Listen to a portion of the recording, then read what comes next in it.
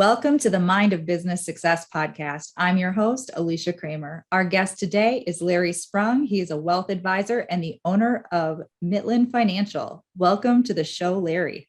Hey, thanks for having me, Alicia. It's a pleasure to be here and have this time with you and your listeners. We're going to talk about a lot of really cool stuff. But before we do, I want to give you an opportunity to share with our listeners, what's your business? Tell us about your business. Yeah, so we're a wealth management firm. I'm the founder and lead wealth advisor at Mitlin Financial, as you mentioned. And, we help people become and remain financially independent and work towards their financial independence. And, one of the things that I like to say, is there are a lot of us out there. We happen to be a fiduciary. We work in our clients' best interest. So that helps us separate from ourselves, separate us from others out there. And we're looking and striving to be the most trusted in financial advice. That's really our goal and our objective as a firm. That's a pretty solid objective. There are a lot of people who have maybe not such a good association with wealth advisors, financial advisors. You use the word fiduciary, and there's, I think, a surprising amount of people who don't really even know what that means. So let's go there first. Can you tell our audience, and for those of you who do, just bear with us, but can you explain what that means? Yeah, so I think it's something like you said, I think it's something that's becoming more well-known, and people are knowing to ask these questions of either their advisor or a new advisor, but we're definitely in like the third inning of a 9-inning ball game here as far as that's concerned. But here's the real difference, and it's a little bit of semantics, a little bit, but not really. So you basically have brokers and you have advisors, okay? And prior to about probably 15 or 20 years ago, the vast majority of people out there were brokers. So essentially they got paid a commission for selling a product.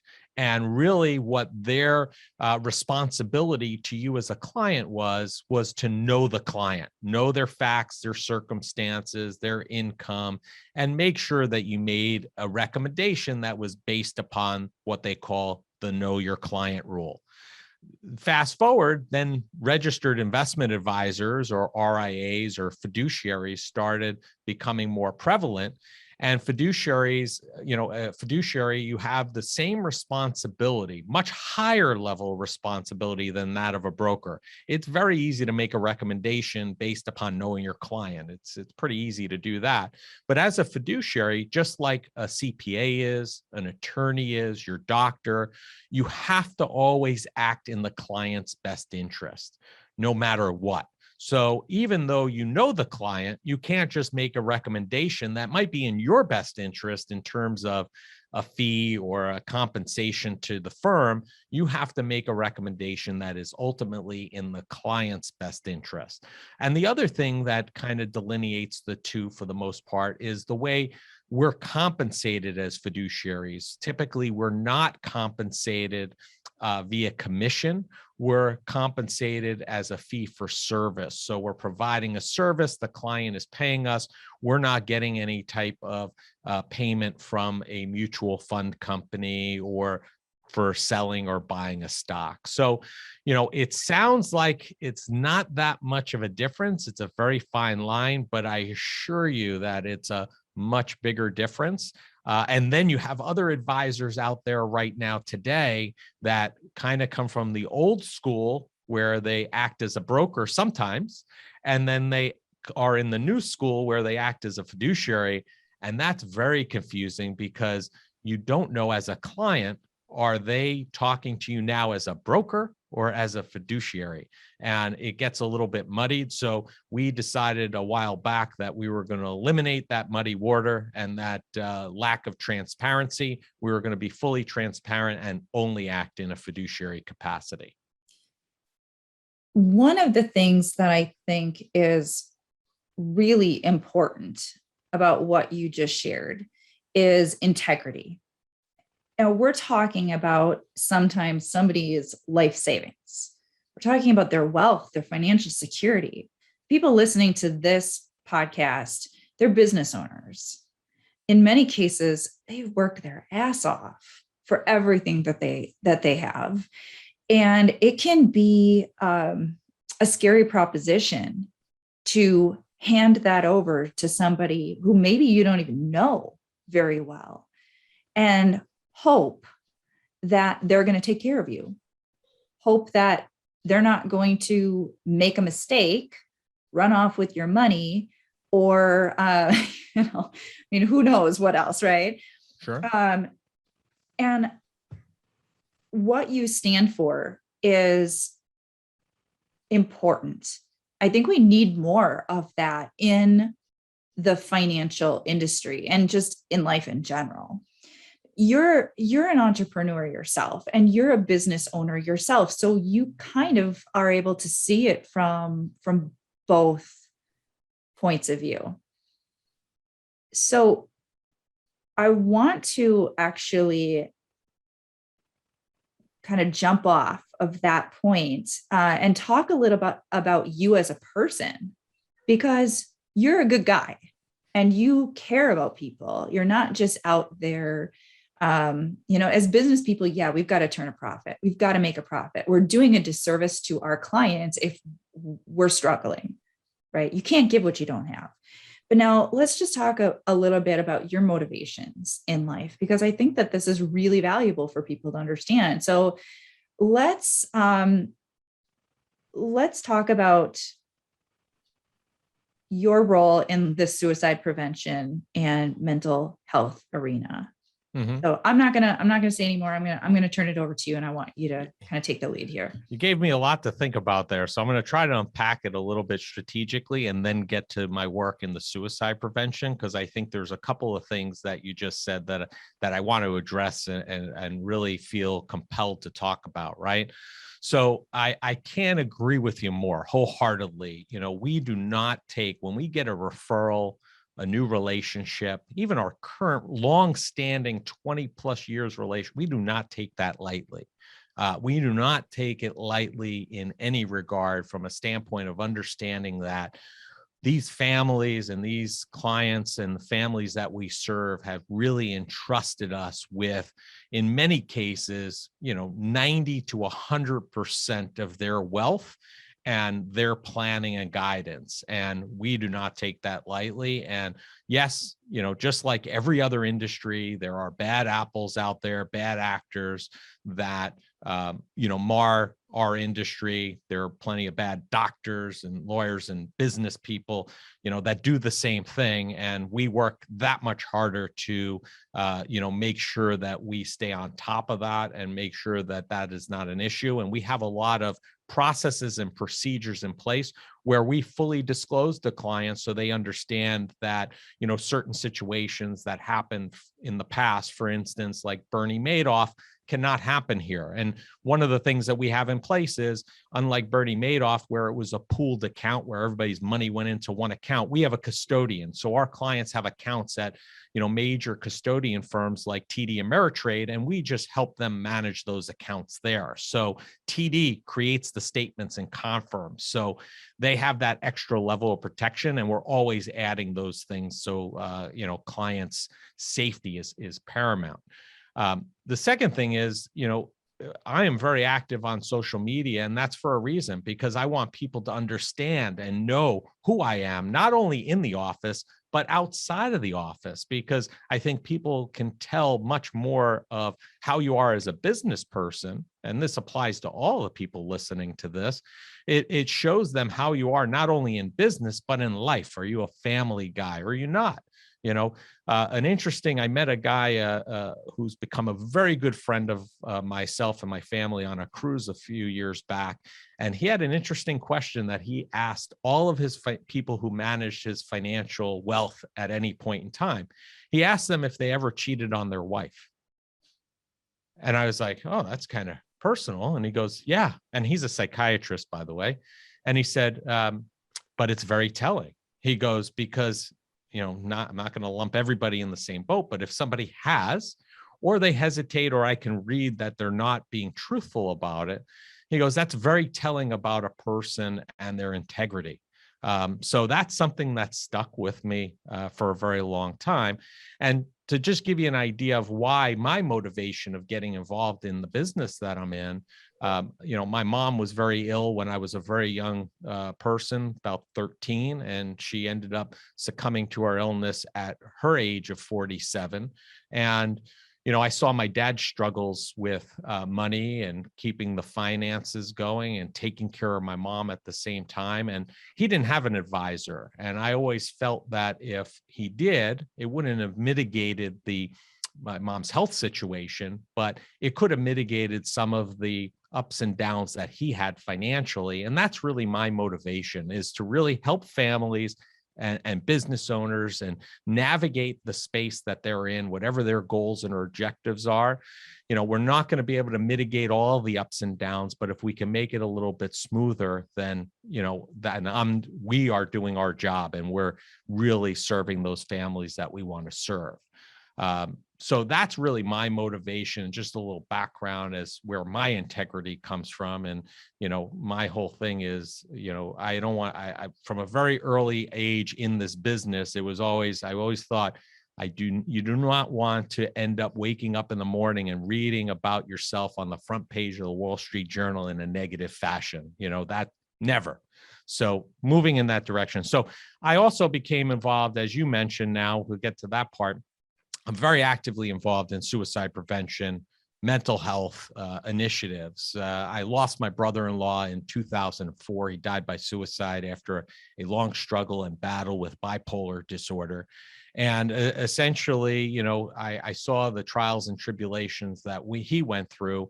And my wife and I basically made a commitment after his death that we would not let him go quietly. And to date, and I should add, his passing happened about a month before I launched my firm, and there was quite a bit of talk about whether I should delay, not delay, and as a business owner, you're struck with that family work, balance and struggle. And everybody said he would really want you to, launch the firm as you planned. So we went ahead with it. And my wife and I have used it as a platform now, his passing and his name through the Keith Milano Memorial Fund, to help raise funds and awareness for the American Foundation for Suicide Prevention, for which I now sit on the national board and have for several years. And we've raised in excess of about $1.5 million plus.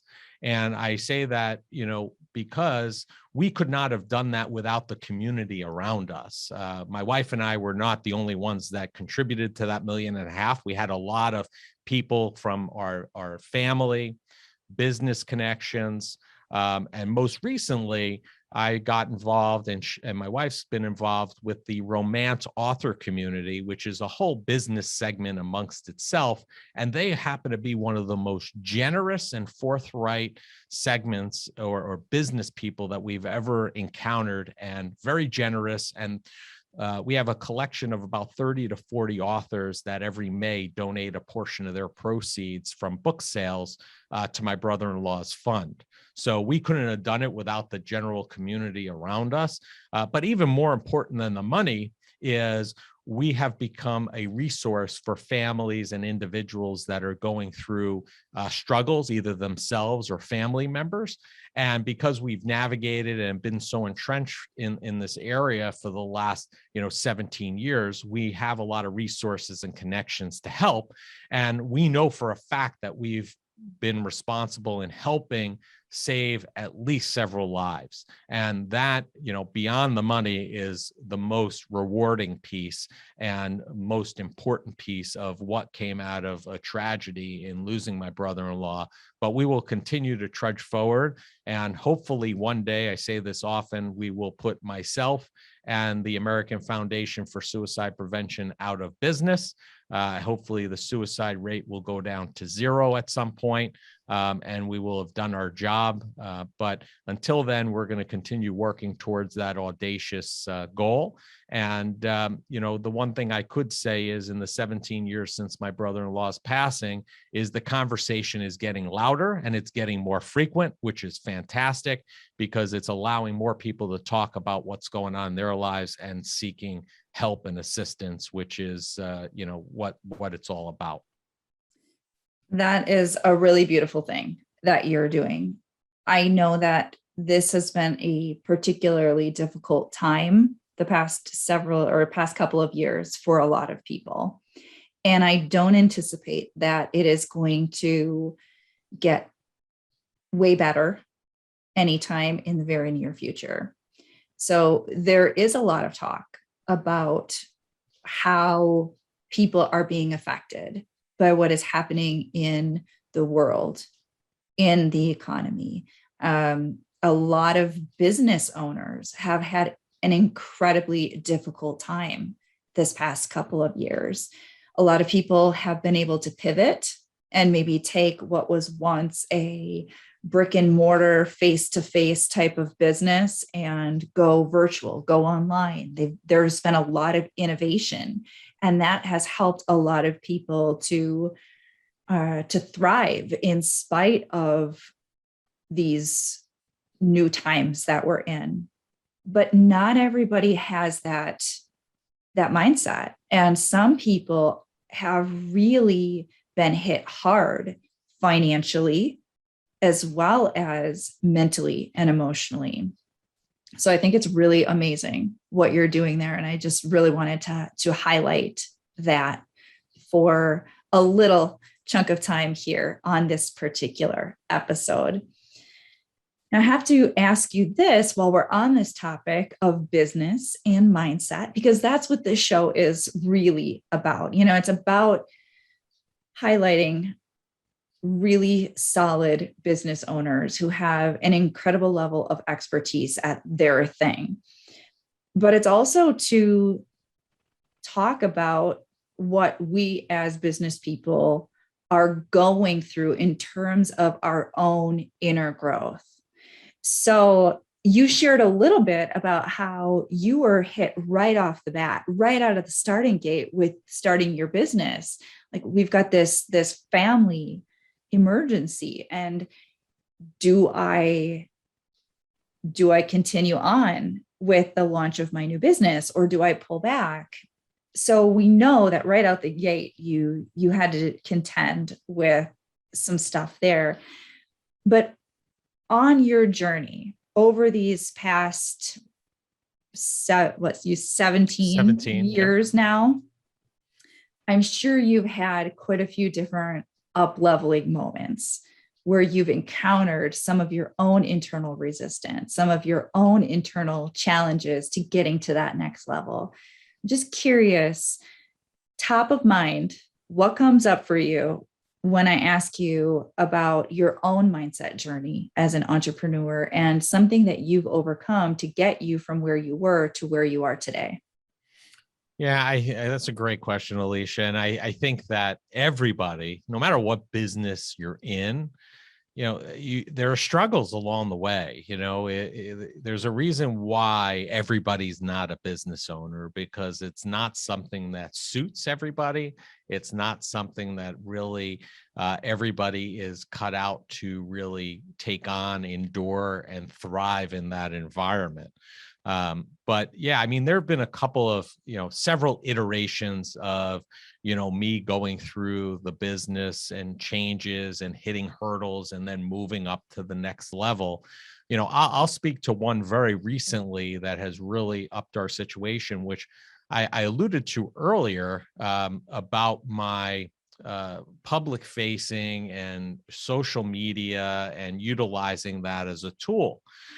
Now, I wasn't always like that. And, obviously social media is something that's been really taking on a greater role, I think, in everybody's life, good, bad, or indifferent. We could save that for another podcast or even another show. But, one of the things that I struggled with for a long time was people were telling me, Larry, you have to be more open and facing on social media. And I was like, clients don't want to know that I'm away for the weekend, or clients don't want to know that I took a trip to Florida with my kids or went to South Africa on safari. And, it took me a lot of struggle and strife in that area, and I was battling it. And then I finally gave in, and I started sharing more and putting more out there and sharing some of those things I was doing. And it makes you vulnerable, right? Because to some degree, maybe somebody doesn't agree with where you're at or what you're doing, or, where or who you're with for that matter. But at the same time, I will tell you what it has opened up is it's opened up a lot of opportunities for me as a business owner, because I think that the number of referrals, the number of incoming calls we're getting from folks really has increased dramatically since we started doing that. It didn't happen right away, because I think to some degree people want to see some consistency. They just don't want to see, you doing it for 3 months. Doing some consistency there. And we've really increased that. And I think a lot of it has to do with people had a better sense of who I was as a person, not only as a family guy, but also as a business person. And it made them more comfortable to reach out and have those conversations. And it really took a mindset shift on my part, because I really didn't feel like people wanted to see this or hear this. And one of the things, if I could tie it back as a business owner, we're all trying to find ways to also build goodwill. So we took one of our social media, I don't want to say marketing things that we use, for lack of a better term, and also added a charitable component to it, which actually, I'm a big hockey player. I played through college. Both my boys play currently. So just to give you a little background, a few years back, my son was in a situation where he was in a championship game. Score was tied, took a penalty late in the game. And, he was very upset at himself because he thought that he was going to lose the game for his team. Long story short, game went into overtime, comes out of the penalty box, grabs the puck, ends up making some moves and scores the game-winning goal and wins the championship. And we put a post up on social media that said, it's not about what you did, it's about how do you fix what you did wrong. And that's exactly what he did. He went out and took it upon himself, just like we as business owners have to do, own the situation and fix it, make it right for the client. And long story short is we had people guessing what rink I was at, where this was taking place. So we turned it into this social media game, if you will, where now starting this year, we were doing it every month, every week, but now we're doing it monthly because it got to be too much for everybody, where we post a different rink that I'm at. People get to guess what rink they think I'm at. And then we take all the right answers and pick a winner, and we make $100 donation to their charity of choice in their name. And then we announce and promote them in social media. So it's just another way where I took how I was vulnerable and not willing to share, started sharing more, which had benefits. And now I've turned it into something even greater, which has a component to an area that I really enjoy, which is hockey and that community, and turned it into a charitable component as well. And also helping promote the people that are making the guesses and who wins by thanking them publicly for, playing in the game, so to speak. Very, very, very cool. And I'm really hoping that someone listening here thought to themselves, I need to be more creative. Yeah, it's not hard. It's not easy. But again, we're afforded opportunities today that business owners were not afforded maybe even 10 years ago, right? If you wanted to do advertising or a campaign, it was very costly. You had to do a lot of strategy and structure. And I'm not saying you shouldn't do that as a business owner. You definitely have to be mindful about what you're doing.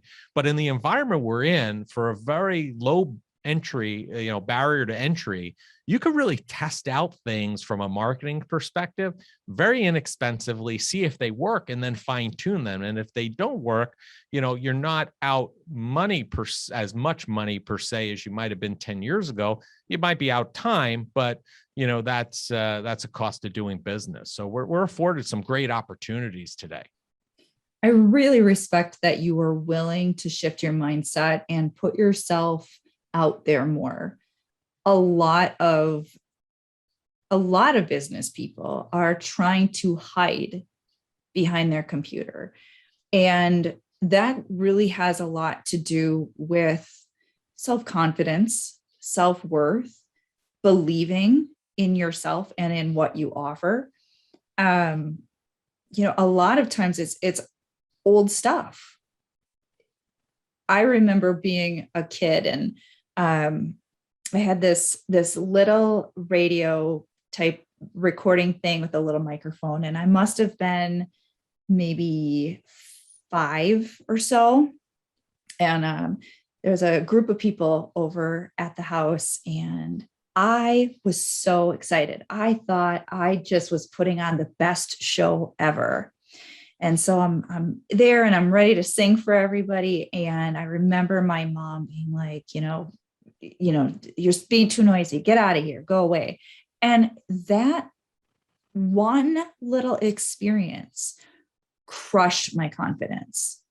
It's crazy. Later on in life, when I'm going back and I'm doing my inner work, that's what I do, right? So I get in the head and, look at what those beliefs are and those old stories. And it's amazing sometimes how something so little, so trivial can create a subconscious block to putting yourself out there, or to speaking your truth, or to being seen, or to taking risks.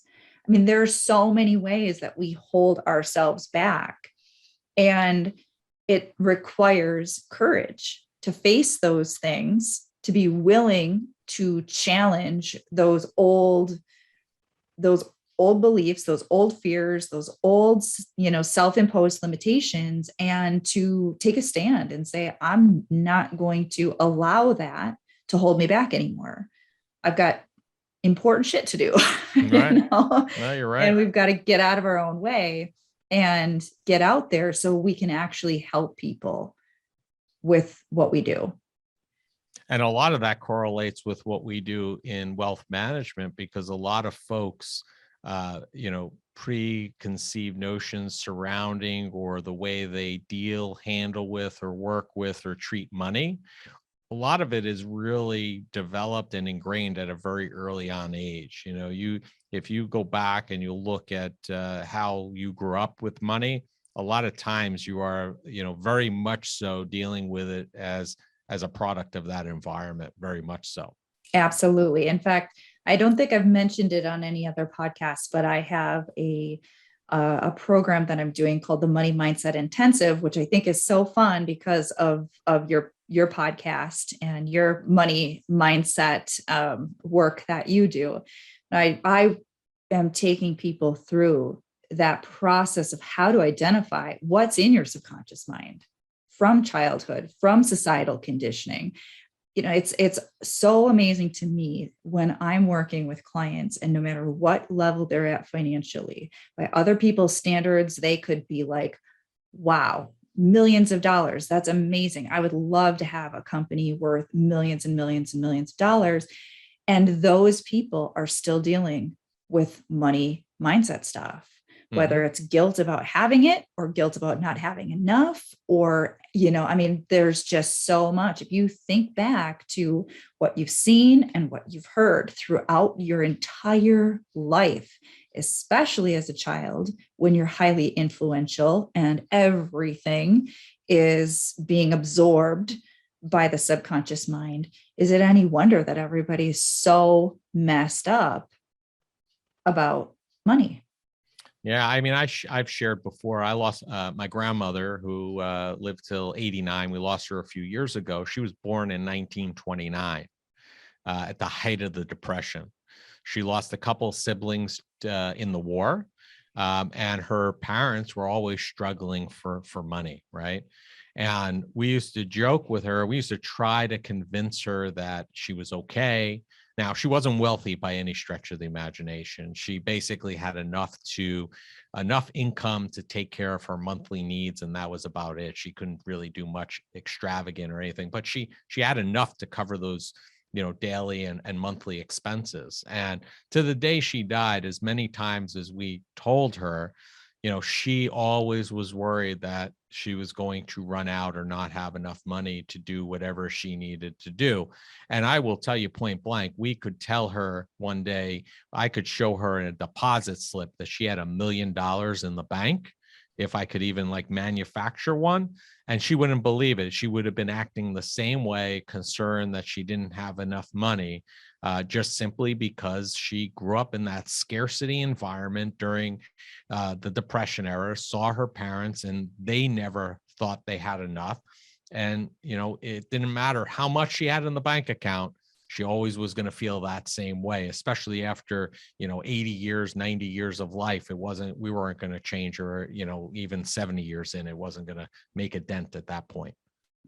Well, I always say you can always change your mental conditioning, but you have to be committed to it, because we've all been in a situation, somebody who's struggling with an addiction or whatever their thing is that is holding them back. And they're even aware of it. It's not denial. Right. Denial kind of has a funny connotation. They know it, they just don't want to deal with it. And a lot of people out there, a lot of business people out there, they know that they are the ones getting in their own way, but they're not ready to deal with it yet. Your grandma probably had no interest in dealing with it, which is why she wouldn't change, right? Just like you can have the intervention, but they're not going to change until they are committed to change. And then you can start to make some forward progress. This has been a great conversation. And now you have to share with our listeners where they can connect with you.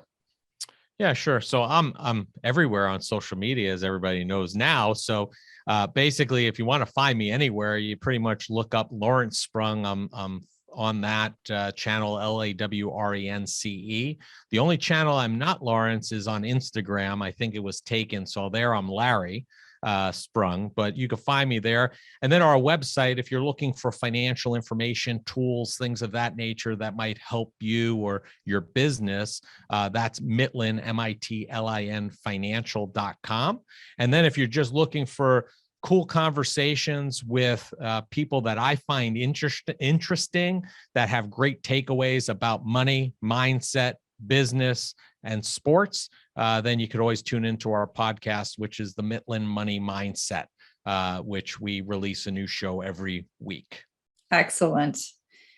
So now, as we wrap up this episode, I want to give you an opportunity to share with us any final closing thoughts. Yeah, so I think as a business owner, and you probably know better than I do, but I think as a business owner, probably 25 to 50% of being a business owner is mental. And, you have to have a plan, just like you want to have a financial plan. You want to have a plan for the business from a standpoint of what you're going to do fundamentally with the business and how you're going to grow it and how you're going to add stakeholders and grow revenues, et cetera. You also want to have a plan on how you're going to grow and develop your mindset and that mental component of it, whether it's listening to podcasts like yours or hiring a coach or, people that are going to take you or help you work towards the next level. It's not a sign of weakness. If you think about some of the best people out there in the world, some of the best athletes, actors, go on, they hire people to help them do what they need or want to do.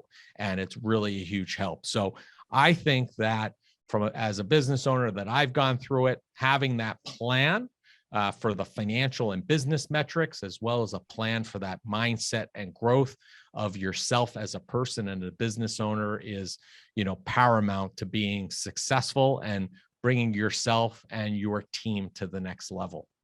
Absolutely. Excellent way to end this episode. Thank you so much, Larry. Thank you, Alicia. It's a pleasure to be here, and I thank you for having us. This has been a great episode, a lot of great takeaways, solid conversation for sure. And I want to thank all of our listeners for joining us. And if you haven't already subscribed, make sure you do so. We don't want to miss any of this. It's too damn good. So until next time, we'll see you in the next episode.